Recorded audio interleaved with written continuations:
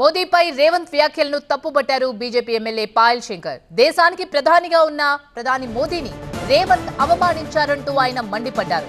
మోదీని తిట్టినందుకే కేసీఆర్ ఓడిపోయారు. రేవంత్ కు కూడా అదే గతి పడుతుందన్నారు. రేవంత్ తెలిసి మాట్లాడుతున్నారో తెలియక మాట్లాడుతున్నారో అర్థం కావడం లేదన్నారు పాయల్ శంకర్.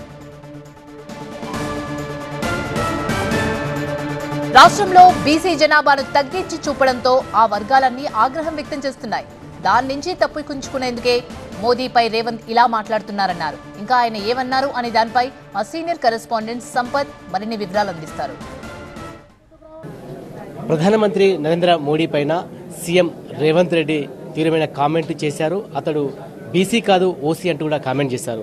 ఇదే అంశం నుంచి మాట్లాడడానికి ఆదిలాబాద్ ఎమ్మెల్యే పాయల్ శంకర్ ఉన్నారు. శంకర్ గారితో ఒకసారి మాట్లాడారు. అంటే నిన్న రేవంత్ రెడ్డి ఒక కామెంట్ చేశారు పీఎంను ఉద్దేశించి. ఆయన అసలు బీసీ కానే కాదు, ఎప్పుడైతే ముఖ్యమంత్రి అయిందో అప్పుడు తన ఓసీ కులాన్ని బీసీగా మార్చారంటూ కూడా ఆయన మాట్లాడారు. రాష్ట్ర ముఖ్యమంత్రి గారి ఆలోచన విధానం చూస్తే చేసిన తప్పును కప్పిపుచ్చుకునే విధానం. ఈ రాష్ట్రంలో ఉన్నటువంటి బీసీ జనాభాను తగ్గించి చూపించడమే కాకుండా బీసీగా ఉన్నటువంటి స్వయాన ప్రధానమంత్రి గారిని కూడా అవమానపరిచే విధంగా మాట్లాడే ప్రయత్నం చేస్తున్నారు. ఈ రాష్ట్రంలో ఉన్నటువంటి బీసీ జనాభా ఎందుకు తగ్గించిండ్రు, ఎందుకు మీరు బీసీలకు అన్యాయం చేస్తున్నారని ప్రతి ఒక్క బీసీ బిడ్డ ఈ రాష్ట్ర ముఖ్యమంత్రిని కాంగ్రెస్ పార్టీని నిలదీస్తే దిక్కుతోచని పరిస్థితుల్లో ప్రధానమంత్రి గారిని విమర్శించే ప్రయత్నం చేస్తున్నారు.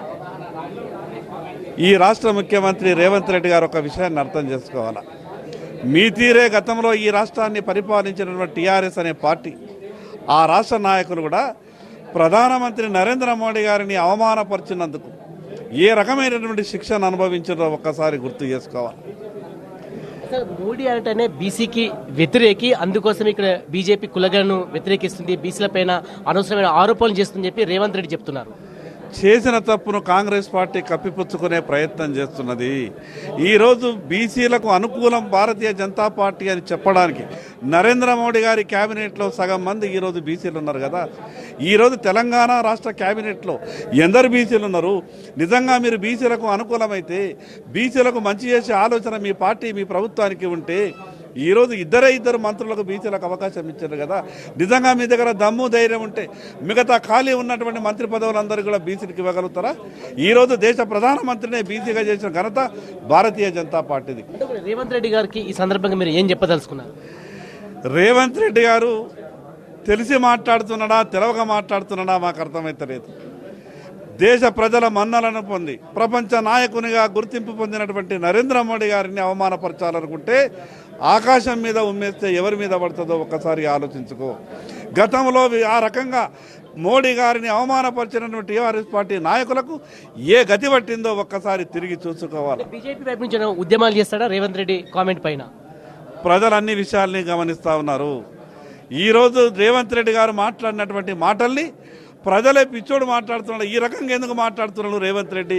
టీఆర్ఎస్ వాళ్ళు మాట్లాడితే ఏమైందో ఒకసారి తెలుసు కదా. ఎందుకు ఈ రాష్ట్ర ముఖ్యమంత్రి ఈ రకంగా మాట్లాడుతున్నాడని ప్రజలే మాట్లాడుకునే పరిస్థితి ఉన్నది. ఇకనైనా రేవంత్ రెడ్డి గారు ప్రధానమంత్రి నరేంద్ర మోడీ గారి గురించి మాట్లాడేటప్పుడు 1-2 సార్లు ఆలోచించి మాట్లాడాల్సిందిగా రేవంత్ రెడ్డి గారికి సలహా ఇస్తున్నాం. సో మొత్తానికి ప్రభుత్వం అన్ని రంగాల్లో విఫలమైన నేపథ్యంలో పీఎం పైన రేవంత్ రెడ్డి ఇలాంటి కామెంట్ చేశారని చెప్పేసి ఎమ్మెల్యే పాయల్ శంకర్ స్పష్టం చేస్తున్నారు. కెమెరా పర్సన్ సలీంతో సంపత్, టీవీ9 కరీంనగర్.